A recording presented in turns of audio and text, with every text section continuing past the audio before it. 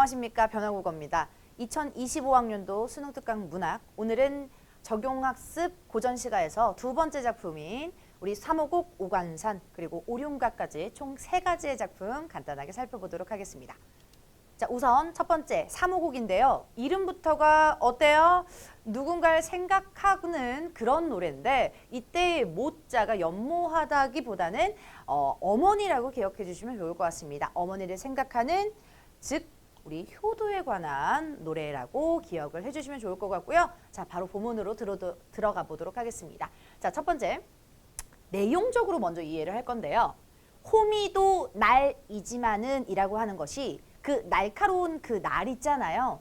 호미도 그 날카로운 날입니다. 하지만 낫같이 잘 들리도 없습니다 라고 얘기를 해주네요. 홈이 어딘가 사진에서 혹은 실제로 본 친구들도 있겠지만 약간 요렇게 그림을 잘 못 그리겠네요. 네, 요렇게 생긴 약간 농기구죠. 그리고 낫이라고 하는 건 더 날카롭게 약간 나이키 모양으로 되어 있어서 요런 부분이라고 생각해 주시면 되겠죠. 그러니까 호미도 날카로운 날이지만 낫같이 더 잘 들리는 없습니다. 즉 둘 다 날이기는 하지만 낫이 더 날카롭고 잘 들고 섬세합니다 라고 얘기를 하고 있네요. 계속 이어서 가볼게요.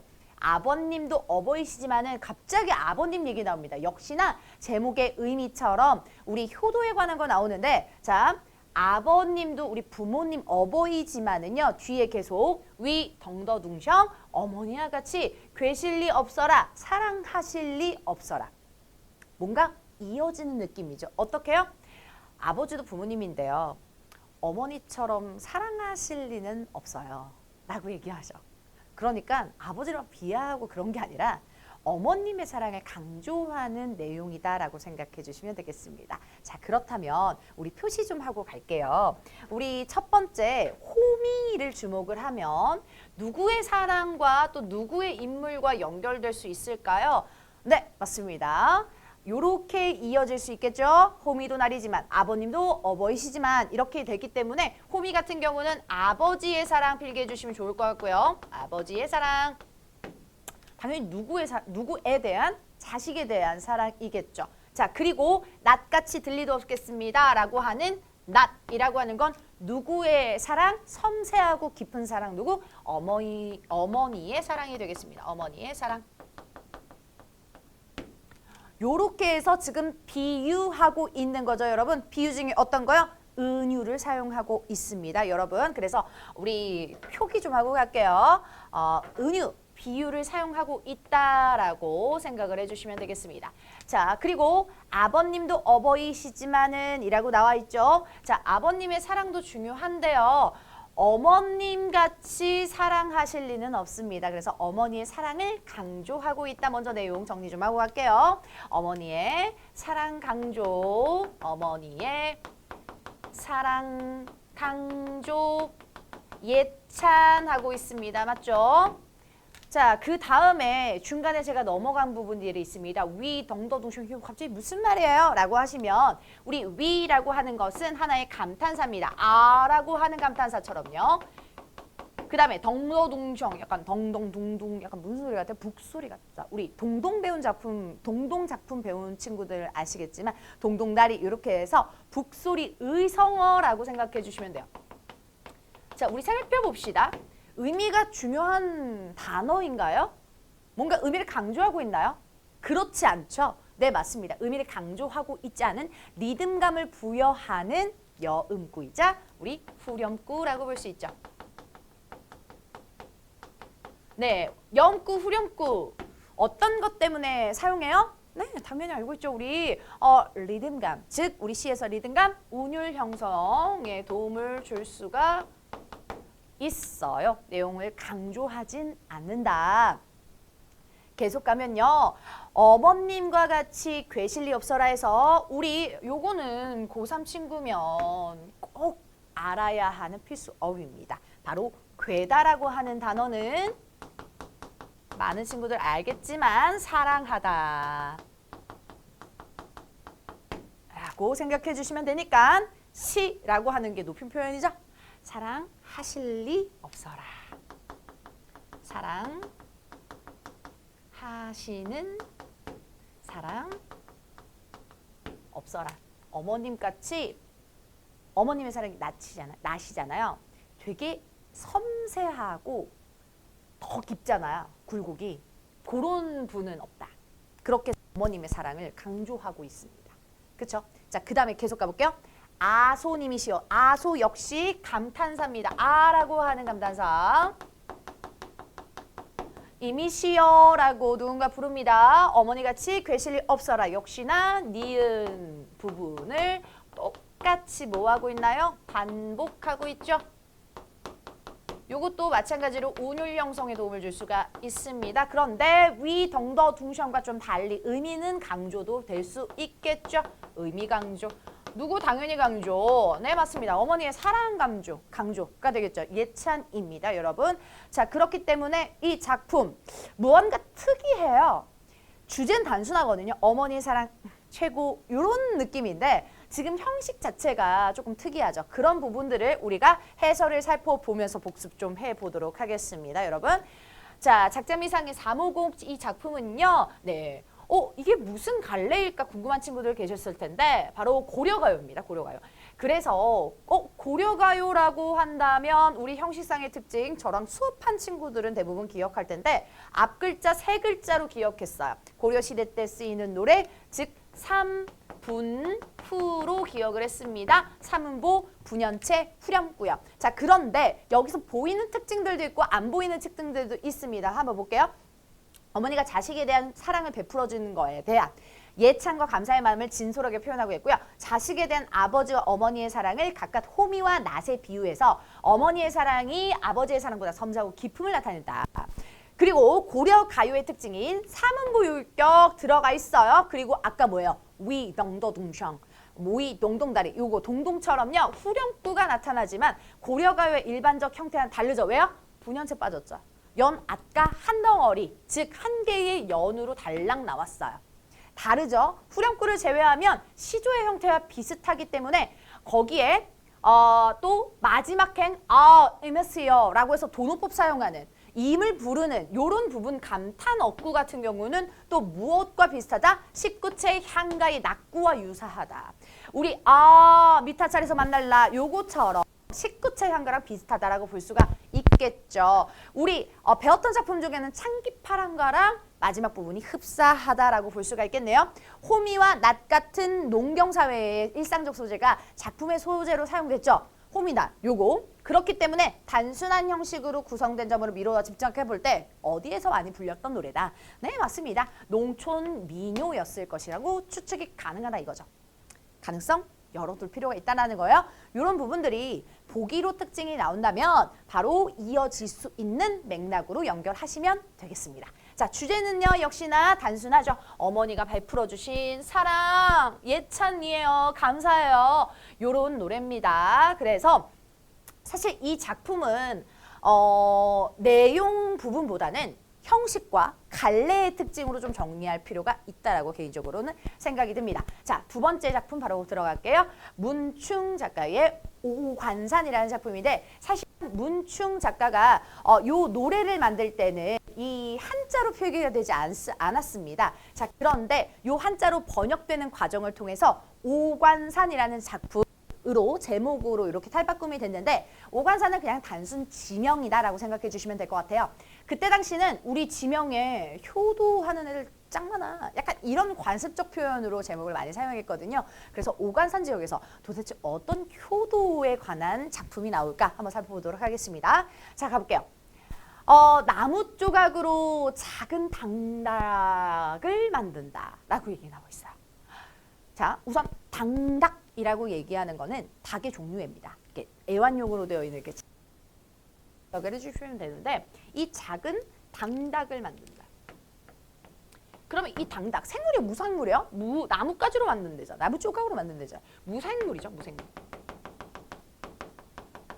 자, 근데 그 무생물을요 집게로 집어서 벽에 회에 앉혔다라고 나와 있어. 그래서 이 회는 나뭇가지라고 생각을 해주시면 되는데 이 앵무새나 여러분 새 이렇게 보시면 이렇게 이제 새들이 이렇게 앉아 있잖아요. 네, 너무 단순하게 그렸죠? 새들이 이렇게 앉아 있는데 맞아요.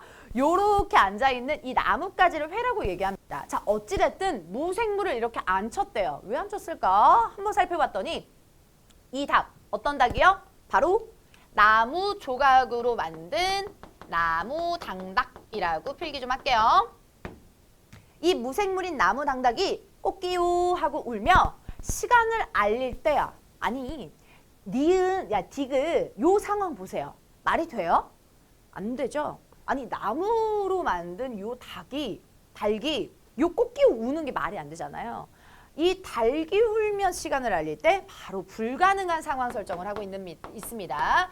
불가능한 상황 설정을 하고 있습니다. 자, 그런데 왜 이럴 때 뭔 일이 발생할까요? 봤더니 어머님 얼굴이 역시나 효도에 관한 거, 어머님 얼굴 비로소 지는 해와 같으리라고 나와 있어요. 그러니까 무생물인 닭이 울면 어머님 얼굴이 약간 저물어 간다. 즉 늙어 가실 거다라고 얘기합니다. 자, 우선 여기에 설명하는 원관념. 어머니의 늙어가는 모습이에요. 그것을 비유하는 부분인 거죠. 자, 근데 요 부분 무슨 소리예요? 아니, 나무 당닭이 울며 어머니 이제 그제야 늙어가실 거야. 그러니까 뭐예요? 늙어가시지 않았으면 좋겠어요. 라고 하는 바람이죠. 표현법 정리해 볼까요?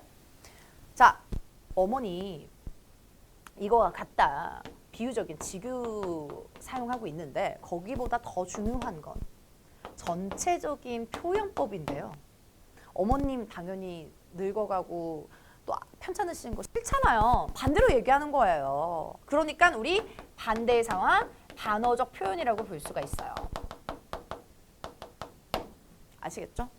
조금 더 쉽게 이해하면 서쪽에서 해가 뜨면 어머니가 늙으리 이렇게 하는 거예요. 말이 안 되죠? 그러니까 늙으시지 않으셨으면 좋겠어요 라고 바람을 얘기하는 겁니다. 그쵸?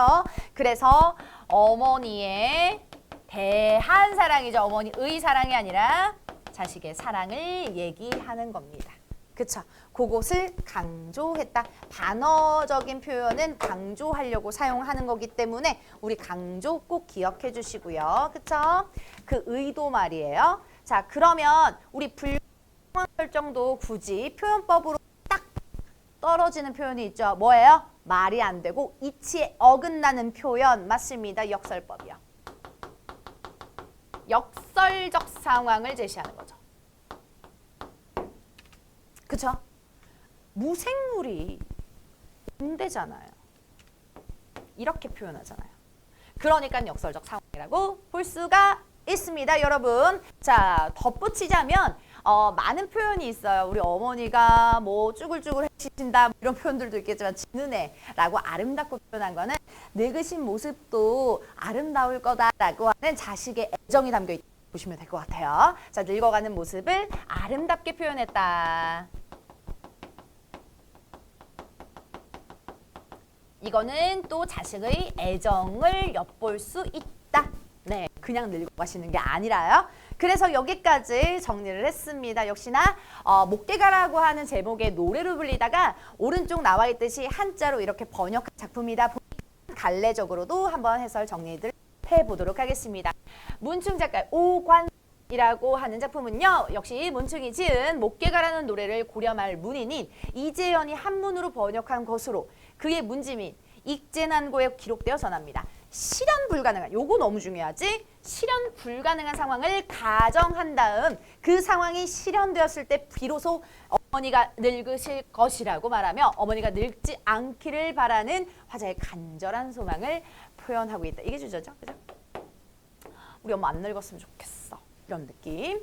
이 작품은 살면서 어머니를 극진히 모시던 문충이 어머니가 늙으시는 것을 안타깝게 여겨서 지었다고 합니다. 원래 제목이 목개가 있는 이유는 노랫말에 나무로 깎아 만든 닭, 바로 목개가 중요한 소재. 우리는 자, 그래서 그걸 등장하기 때문입니다. 이재현이 목개가 일부러 한문으로 번역하면서 제목을 오관선으로 고친 거는 과거 효자와 관련된 글이나 노래에 효자가 살던 지명을 차용해서 우리 제목을 비추는 관행이기 때문에 관습적인 표현이라고 얘기했어요.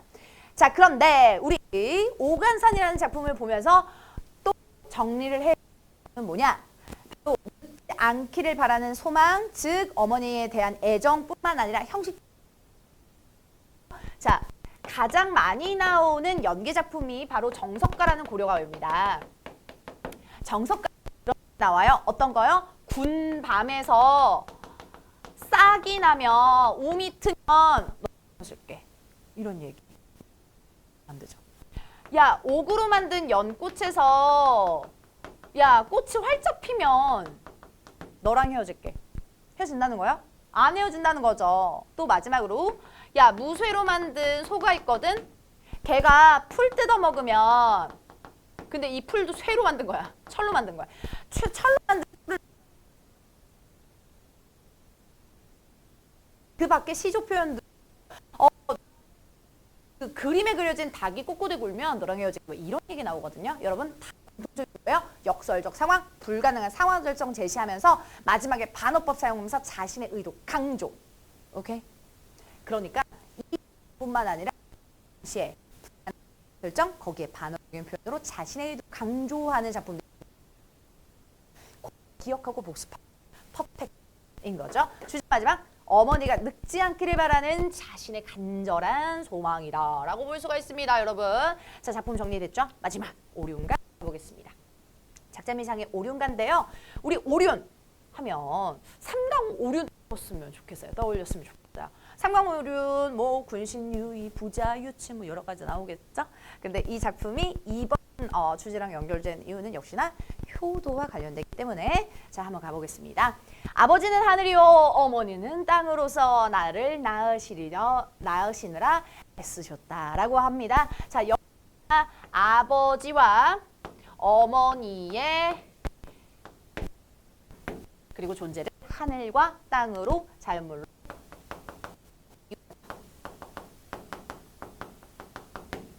그리고 나를 낳으시느라 애쓰셨다. 부모님에 대한 감사함. 그리고 어떻게 그리셨냐면 젖으로 기르시고 생물학적으로 그리시고 그리고 의리로 가르쳤다. 즉 정신교육. 그죠? 정신적으로도 성숙하게 만들 그래서 큰 은혜 갚으려는 효도하다 이거예요. 그쵸? 역시나 주제 효를 강조하고 있네요. 그 은혜 갚겠다. 자, 근데 갑자기 뜬금없이 그래서 눈물을 흘리니 죽순이 나고 얼음을 두드리니 고기가 튀어올라. 갑자기 뭔 소리? 아니요. 여기 부분은 이렇게 표시가 되어 있죠. 밑에 주석에 간단한 중국 고사의 인용이 나왔다라는 것이 나옵니다. 역시나 수능 시험장 들어가면요. 밑에 주석으로 설명 왜요? 그 설명 안 해주면 몰라요. 아무도 몰라요. 그렇기 때문에 중국 고사 인용이라는 것을 알려주고 있는데요. 간단하게 정리드리면 대밭에서 눈물을 흘리니 죽순이 난다라고 하는 요 고사 인용 같은 경우는 맹종이라는 중국의 오나라 시대 때 사람이 어머니가 죽순을 너무 좋아해. 거의 뭐 푸바오죠. 그래서 푸바오신가 봐요. 죽순을 너무 좋아하시는데 한 겨울인 거야. 근데 거기에서 대밭에서 우리 엄마 죽순 줘야 되는데 막 이렇게 우셔. 막 울어. 그랬더니 갑자기 죽순이 으르르 올라와요. 말이 안 되죠. 네. 그런데 옛날부터 전해져 내려온 썰 중에 하나라는 거예요. 자, 우리나라에서도 효녀하면 누구 떠올라요? 심청이 떠오르죠.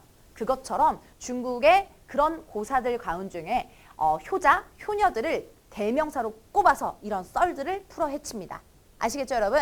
내신 공부하는 친구들은 요거 사자성어까지 알아두시면 참 좋은데 맹종읍죽이라고 해서 죽자 쓰는 거예요. 대나무에서 울었더니 죽순 뾰로룩 이렇게 해서 사자성어로 정리해 주시면 기억이 더 잘 날 수 있겠죠. 내신 공부하는 친구들만 참고하시고 자 그리고 이렇게 죽순이 난다라는 건 역시 효자의 대명사구나라는 거. 계속 또 이어서 효자의 대명사 썰들이 나옵니다. 요거 같은 경우는 우리 왕상이라고 하는 중국 남북조 시대의 왕상이라는 사람이 있었는데 걔가 계모가 즉 우리 어머니가 그때 어머니죠. 어머니가 잉어가 갑자기 먹고 싶다. 또 이게 먹고 싶다는 사람들 많아. 그래서 때 그래서 얼음장에서 막 울었더니 갑자기 얼음이 싹 갈라지면서 잉어가 튀어올라. 그래서 이것도 사전으로 정리하면 내신한 친구들만 참고하세요. 와상빙, 얼음빙자, 설빙자 할 때 빙자입니다. 거기에서 지금 나 효자들의 대명사들이 썰로 나왔죠. 자, 공통적인 거 뭐예요, 여러분? 바로 효자들을 인용했다. 고사 인용입니다.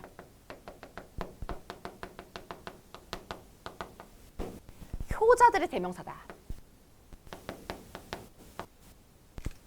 아시겠죠? 예, 어렵게 느끼지 않았으면 좋겠어요. 오케이, 이런 썰들 기억하시면서. 자, 근데 이런 썰들을 봤더니 지극한 정성, 귀신. 마지막 늙은 부모 봉양하는 이 광경. 자, 여기서 주목해야 될 거 이 광경. 이때의 이 광경은 어디에서 나오는 거? 맞습니다. 여기 광경, 이 광경. 야, 얘네들 광경 어때? 개쩔지? 이런 느낌이에요, 여러분. 자, 그러니까 여기서는 늙은 부모를 봉양하는 이 광경, 개쩔라고 하는 강조의 의미를 보여주고 있습니다. 그렇죠? 표현법 바로 갈게요. 아라고 하는 감탄사 영탄법, 그리고 거기에서 어떠합니까? 라고 해서 의문형 어미, 즉 서리를 통해서 강조하고 있습니다. 맞죠? 그렇습니다. 자, 그러니까 여기에서 주의해야 될 게 있는데요. 보세요. 작가는 야, 너네 늙은 부모 봉양해. 이렇게 명시적으로 제시하나요? 명시적으로 제시 안 합니다. 직접적으로 다이렉트로 너네 봉양해, 효도해 라고 안 한다고요. 그럼 어떻게 제시한다고요? 간접적으로 장면을 제시한다. 객관식 문제 풀 때 주의해야 될 거 이겁니다. 알겠죠? 강조하는 것들. 자, 직접적으로 말하진 않는다. 자, 그러면 계속 이어서 밑에 작품 가볼게요. 자, 옆 증산민 두 선생의 또 반복돼요. 증산민자 두 선생. 아니 이 두 선생? 증산민자가 누군데? 역시나 우리가 모르는 사람들. 중국 고사. 또 뭐의 대명사겠어요, 여러분? 글의 흐름상. 맞습니다. 효자의 대명사죠. 아니랄까요? 여기 주석 보시면 공자의 제자로서 효행으로 유명한 애들을 이렇게 뽑은 거예요. 핑미 한 겁니다. 자, 그래서 증삼이라는 사람은 증자고 민자라는 사람은 민자건이라는 사람인데 뭐 요거까지는 그냥 참고만 보시고요.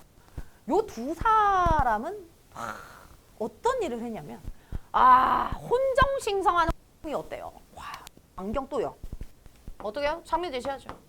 어떻게? 얘네들이 이 광경을 했대. 혼정싱성을 했대. 주석 봤더니 어떤 거? 자식이 밤에는 부모의 잠자리를 보아들고 이른 아침에선 안녕히 주무셨어. 요렇게 얘기하는 게 혼정신성이래요. 그렇기 때문에 여기에서는 효도의 효행인 거죠. 그러니까 요것도 아까처럼 장면적으로 제시하는 거야. 야, 얘네 어때? 개쩔지? 하면서 효행 강조한다라고 볼 수가 있습니다.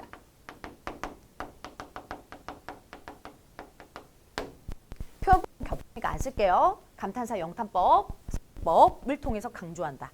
알겠죠? 자, 그리고 놓쳤던 부분 옆이라고 하는요. 옛 향약곡의 악절을 가리키는 부분들이기 때문에 요거는 경기자와 뒤에서 정리하겠지만 경기체가라고 하는 갈래이기 때문에 요런 노래 갈래적 특성처럼 표현이 나올 수 있어요.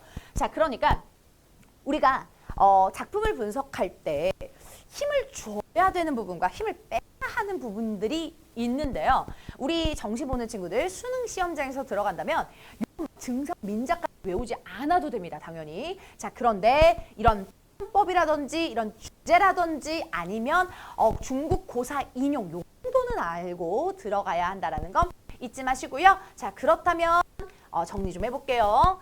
조선 세종 때 지은 것으로 추정되는 작자미상의 경기체가로요. 악장가사에 기록되어서 전해집니다. 역시 경기체다 보니까 궁중음악으로 연행되었으며 총 6장으로 구성되어 있는데 1장은 서사, 나머지 5개는 오륜을 하나씩 다룬다라고 얘기했죠. 3강 오륜할 때 그 오륜입니다. 부자의친 방금 배웠죠. 2장으로. 그리고 군신유의 3장, 4장, 5장 총 6장으로 되어 있다라고 생각해 주시면 되겠습니다. 오케이. 시험장 2장 안 나오고 이 중에서 나오겠죠. 자, 뻔합니다. 중국 고사 인용하고요. 군신유의 잘하는 애, 부부유별 잘하는 애 이렇게 끌어